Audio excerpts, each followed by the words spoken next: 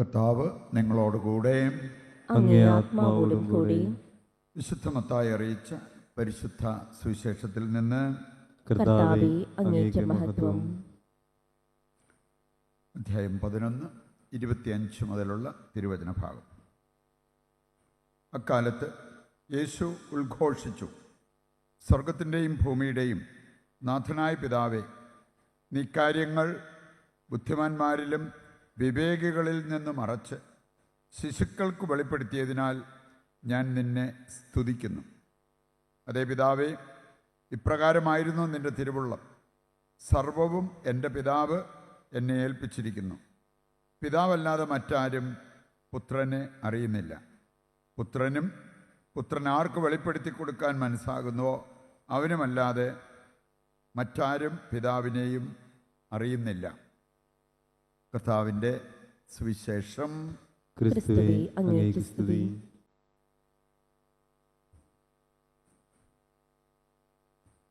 ഈശോയിൽ പ്രിയപ്പെട്ടവരെ, നമ്മുടെ ക്രിസ്തീയ ജീവിതം ഭംഗിയായി ജീവിച്ച് സ്വർഗത്തിലെത്താൻ ആവശ്യമായ ചില പ്രധാനപ്പെട്ട കാര്യങ്ങളെക്കുറിച്ചാണ് ഇന്നത്തെ വായനകൾ നമ്മെ ഓർമ്മിപ്പിക്കുക. നമുക്കറിയാം, വ്യക്തിപരമായൊരു ദൈവാനുഭവം നമുക്ക് ആവശ്യമാണ്. പ്രാർത്ഥനാ ജീവിതം നമുക്ക് ആവശ്യമാണ്. പിതാവായ ദൈവത്തെയും പുത്രനായ യേശുവിനെയും അറിയുക എന്ന് പറഞ്ഞാൽ വ്യക്തിബന്ധം. അങ്ങനെ ഒരു ജീവിതം നമുക്ക് ആവശ്യമാണ്. ഇന്നത്തെ സുവിശേഷ ഭാഗത്ത് നമ്മൾ കാണുന്നത് യേശു പിതാവായ ദൈവത്തെ ഉദ്ഘോഷിക്കുന്ന ആ ഒരു രംഗം, പിതാവായ ദൈവത്തെ സ്തുതിച്ച് മഹത്വപ്പെടുത്തുന്ന ആ ഒരു രംഗം.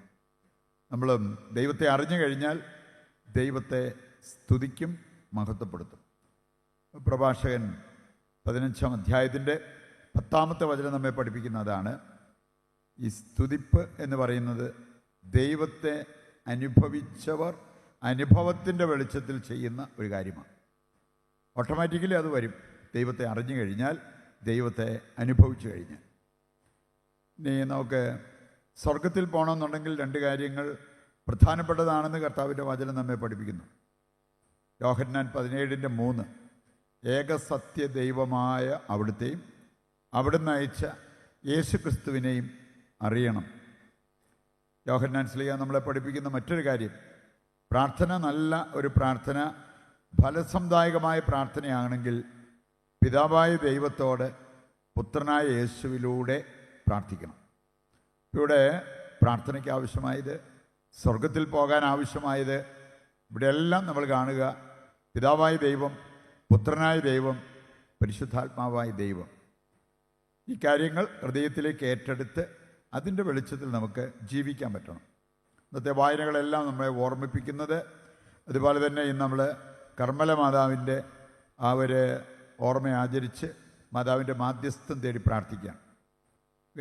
സൈമൺ സ്റ്റോക്ക് അദ്ദേഹത്തോടൊപ്പം ഒരു കൂട്ടം ആളുകൾ കാർമൽ മലയിൽ അവിടെ പോയി അവിടെ താമസം ഉറപ്പിച്ചു. എന്തിനു വേണ്ടിയായിരുന്നു? ഒരു സുഖജീവിതമല്ല, ദൈവത്തെ അന്വേഷിച്ചുകൊണ്ടുള്ള ഒരു ജീവിതം, പ്രാർത്ഥനയിലുള്ള ഒരു ജീവിതം. ഇനി അങ്ങനെ അവർ പ്രാർത്ഥിച്ച സമയത്ത് ഒരിക്കൽ സൈമൺ സ്റ്റോക്കിന് പരിശുദ്ധ കന്യാമറിയം പ്രത്യക്ഷപ്പെട്ടു, ഉത്തരീയം കൊടുത്തു. എന്നിട്ട് പറഞ്ഞത്, ഇത് ധരിക്കുന്നവർ സുരക്ഷിതരായിരിക്കും. നമുക്ക് ആ ഒരു പാരമ്പര്യം ഒത്തിരി വ്യക്തികൾക്ക്, ഒത്തിരി കുടുംബങ്ങൾക്ക് ഉള്ളതാണ്. ബന്ധിങ്ങം അത് ധരിച്ച് അതിൻ്റെ സംരക്ഷണം ഏറ്റെടുത്ത് പരിശുദ്ധ അമ്മ വാഗ്ദാനം ചെയ്ത കാര്യം നിറവേറും എന്ന ആ ഒരു ബോധ്യത്തോടു കൂടി ജീവിക്കുന്നത്. ഇവർ മല കയറി അവിടെ താമസിച്ചത്, മല എപ്പോഴും പ്രാർത്ഥനയുടെ ഒരു സ്ഥലമായിട്ടും ദൈവത്തെ കണ്ടുമുട്ടുന്ന ഒരു സ്ഥലമായിട്ടും നമ്മൾ കാണാറുള്ളതാണ്. പ്രാർത്ഥന വളരെ പ്രധാനപ്പെട്ട ഒന്ന് അവിടെ സൂചിപ്പിച്ചിരിക്കുന്നത് നമുക്ക് കാണാൻ പറ്റും. ഈ മലയുമായി ബന്ധപ്പെട്ട കാര്യങ്ങൾ ബൈബിളിൽ പലയിടങ്ങളിൽ നമ്മൾ കാണുന്നുണ്ട്. യെശയ്യാ 2-ാം അധ്യായത്തിൻ്റെ ആദ്യ വചനങ്ങൾ വായിക്കുമ്പോൾ ഈ മലയിലേക്ക്, ഏത് മലയാണ്? ദൈവത്തിൻ്റെ മല. ഈ മലയിലേക്ക് ജനം ഒഴുകി വരുന്നത് നിങ്ങൾ കാണും എന്ന് പറഞ്ഞാൽ, ആ പ്രാർത്ഥനയിലേക്ക് ദൈവാനുഭവം ആഗ്രഹിച്ചുകൊണ്ട് ജനം ഒഴുകി വരുന്ന ഒരവസ്ഥ. യെശയ്യാ 25:6 മുതൽ വായിക്കുമ്പോൾ അവിടെ നമ്മൾ കാണുന്നുണ്ട്, കർത്താവ് മലമുകളിൽ ഒരു വിഭവസമൃദ്ധമായ വിരുന്നൊരുക്കിയിരിക്കുന്നു. അതിലൊന്ന് പങ്കെടുക്കാൻ പറ്റിയാൽ നിങ്ങളുടെ എല്ലാ കണ്ണീരും തുടച്ചു മാറ്റപ്പെടും, നിങ്ങളുടെ എല്ലാ പ്രശ്നങ്ങൾക്കും പരിഹാരമുണ്ടാകും എന്നുള്ളതെല്ലാം യെശയ്യാ 25:6 മുതൽ വായിക്കുമ്പോൾ അവിടെ നമ്മൾ കാണുക. ഞങ്ങളുടെ പറഞ്ഞിരിക്കുന്ന വിഭവങ്ങൾ നമ്മൾ സാധാരണ കൺവെൻഷനൊക്കെ വരുമ്പോൾ കൊടുക്കുന്ന റൊട്ടിയും വെള്ളം പോലെയൊന്നുമല്ല. മേധസ്, മുന്തിയ വീഞ്ഞ്, അങ്ങനെ ഉന്നതമായ അല്ലെങ്കിൽ വളരെ വലിയ ഒരു വിരുന്നായിട്ട് അതിനെ അവതരിപ്പിച്ചിരിക്കുന്നത് നമുക്ക് കാണാൻ പറ്റും. ഞാൻ ഇതിൽ പങ്കെടുക്കാൻ പറ്റിയാൽ രക്ഷപ്പെട്ടു. ഞാർക്കാണ് പങ്കെടുക്കാൻ പറ്റുക?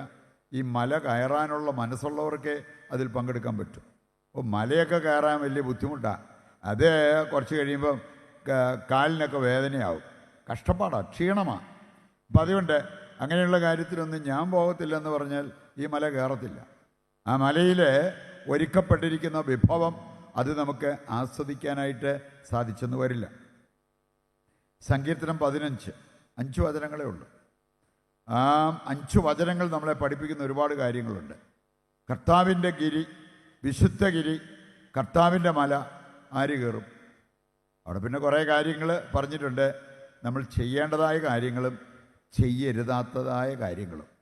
അത് അനുസരിക്കുന്ന പാലിക്കുന്ന വ്യക്തികൾക്കാണ് കർത്താവിൻ്റെ മല കയറാനും ഈ വിരുന്നിൽ പങ്കെടുക്കാനും സാധിക്കുന്നത് എന്ന് കൃത്യമായിട്ട് കർത്താവ് നമ്മെ പഠിപ്പിക്കുന്ന ഒരു കാര്യമാണ്. ഇന്നത്തെ ആദ്യ വായനയിൽ നമ്മൾ കണ്ടു മോശയ്ക്കുണ്ടായ ഒരു വ്യക്തിപരമായ ഒരു അനുഭവം. ശരിക്കും ക്രിസ്ത്യാനി ഭാഗ്യപ്പെട്ട ജീവിതം നയിക്കുന്നു എന്ന് പറയാൻ പറ്റുന്ന എപ്പോഴാണ്? ഇതുപോലെ എന്തെങ്കിലും ഒരു വ്യക്തിപരമായ അനുഭവം നമുക്കുണ്ടാകും. സൈമൺ സ്റ്റോക്കിന് വ്യക്തിപരമായ ഒരു അനുഭവം ഉണ്ടായി. അതുകൊണ്ട് പിന്നീട് അദ്ദേഹത്തിൻ്റെ ജീവിതം മുഴുവൻ ഈ ഭക്തി പ്രചരിപ്പിക്കുക എന്നുള്ള ആ ഒരു ഉദ്ദേശത്തോടു കൂടിയുള്ള ജീവിതമായിരുന്നു. മോശയ്ക്ക് എന്നെ സംഭവിച്ച്? മോശയ്ക്ക് ഒരുപാട് തിക്താനുഭവങ്ങൾ, അങ്ങനെയുള്ള കാര്യങ്ങളൊക്കെ ഉണ്ടായി. അവന് വെള്ളത്തിൽ കൊണ്ടിട്ട് അതിനകത്തുനിന്ന് എടുക്കപ്പെട്ടു. പിന്നീടാണേലും ഒരുപാട് അവനെതിരെ ആരോപണങ്ങളും പ്രശ്നങ്ങളും ഒക്കെ ഉണ്ടായി. ഫറവോ അവനെ കൊല്ലാൻ പ്ലാനിട്ടതാണ്. അങ്ങനെയുള്ള പല പ്രതിസന്ധികളിലൂടെ കടന്നുപോയൊരു വ്യക്തിയാണ് മോശ. പക്ഷെ അവിടെയെല്ലാം വിശ്വാസത്തിൽ ഉറച്ചു നിൽക്കാൻ, ദൈവത്തോട് വിശ്വസ്തത കാണിക്കാൻ സാധിച്ചത് എന്തുകൊണ്ടാണ്? എൻ്റെ വ്യക്തിപരമായ അനുഭവം. അത് നോക്കുമ്പോൾ മുൾപ്പടർപ്പ് കത്തുന്നു, പക്ഷെ അത് കത്തി ചാരമാകുന്നില്ല. നമ്മളൊക്കെ വേണേ വിറക് കത്തുന്നത് കണ്ടിട്ടുണ്ട്. അത് കഴിഞ്ഞ് കഴിഞ്ഞാൽ പിന്നെ ആ അടുപ്പിൽ കിടക്കുന്ന ചാരം. വണ്ടി കത്തുന്നത് കണ്ടിട്ടുണ്ടായിരിക്കാം, കത്തിക്കഴിഞ്ഞാൽ അതിൻ്റെ ഷേപ്പ് നമുക്കറിയാമല്ലോ. വീട് കത്തുന്നത് കണ്ടിട്ടുണ്ടായിരിക്കാം. അത് കഴിയുമ്പോൾ നമ്മൾ കാണുന്നത് ഒരസ്ഥികൂടവും ചാരമൊക്കെയാണ്. പക്ഷേ ഇതങ്ങനെയല്ല. ഇത് മുൾപ്പടർപ്പ് കത്തുന്നു, പക്ഷെ അത് ചാരമാകുന്നില്ല. It is burning but not consumed. അങ്ങനെയാണ് ഇംഗ്ലീഷ് ട്രാൻസ്ലേഷൻ വായിക്കുമ്പോൾ നമ്മൾ കാണുക. അതുകൊണ്ട് ഇതൊരു മഹാദൃശ്യം. മോശ തന്നെ വിളിച്ചു പറഞ്ഞു, ഓ ഇതൊരു മഹാദൃശ്യം തന്നെ, ഞാൻ പോയി അടുത്ത് നിന്ന് കാണട്ടെ. അപ്പോൾ അതിന് കിട്ടിയ ഒരു നിർദ്ദേശം നമുക്ക് കാണാൻ സാധിക്കും. നിൻ്റെ ചെരുപ്പ് അഴിച്ചു മാറ്റുക, നീ നിൽക്കുന്നത് വിശുദ്ധ സ്ഥലമാണ്.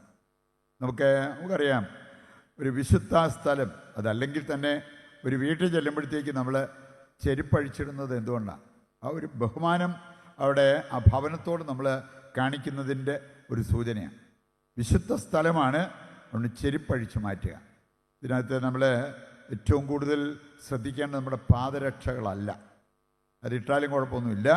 പക്ഷേ അതിനേക്കാൾ പ്രധാനപ്പെട്ട ഒരു കാര്യമാണ് വിശുദ്ധിയിൽ ചവിട്ടി നിൽക്കാതെ അശുദ്ധി ധരിച്ചുകൊണ്ട് ദൈവം വസിക്കുന്ന ഒരു സ്ഥലത്തേക്ക് നമുക്ക് പോകാൻ പറ്റത്തില്ല. മോശയോട് അതുകൊണ്ടാണ് പറഞ്ഞത്, സ്റ്റോപ്പ്, ആദ്യം നീ ഒരു കാര്യം ചെയ്യും, എന്നിട്ട് നീ ഈ കാഴ്ച കാണാൻ വേണ്ടി വരിക. അപ്പോൾ നമ്മളോടും കർത്താവ് ആവശ്യപ്പെടുന്നൊരു കാര്യമാണ്, പ്രാർത്ഥിക്കാനിരിക്കും മുമ്പ്, പള്ളി പോകുന്നതിന് മുമ്പ് ഒന്ന് ശ്രദ്ധിക്കുക, നിൻ്റെ അശുദ്ധിയുടെ ചെരുപ്പ് അഴിച്ചു മാറ്റിയിട്ടാണോ ഈ ഒരു കാര്യത്തിന് നീ പോകുന്നത്? ഏതെങ്കിലും വിധത്തിൽ നമ്മളെ തന്നെ മലിനമാക്കാൻ ഇട വന്നിട്ടുണ്ടെങ്കിൽ വിശുദ്ധീകരണം, നമ്മുടെ വിശുദ്ധീകരണം ദൈവം ഒരുപാട് ഇഷ്ടപ്പെടുന്നൊരു കാര്യമാണെന്ന് 1 തെസ്സലോനിക്ക 4-ാം അധ്യായത്തിൻ്റെ 3 മുതൽ വായിക്കുമ്പോൾ അതിൻ്റെ സന്ദേശം അതാണ്. ഈ സന്ദേശം ജീവിതത്തിലേക്ക് ഏറ്റെടുത്ത് ജീവിച്ച് മുന്നേറുമ്പോൾ അങ്ങനെയുള്ളവർക്ക് വ്യക്തിപരമായ ദൈവാനുഭവം ഉണ്ടാവും. അതാണ് നമ്മളെ ഭാഗ്യപ്പെട്ടവരുടെ ഗണത്തിലേക്ക് ഉയർത്തുക.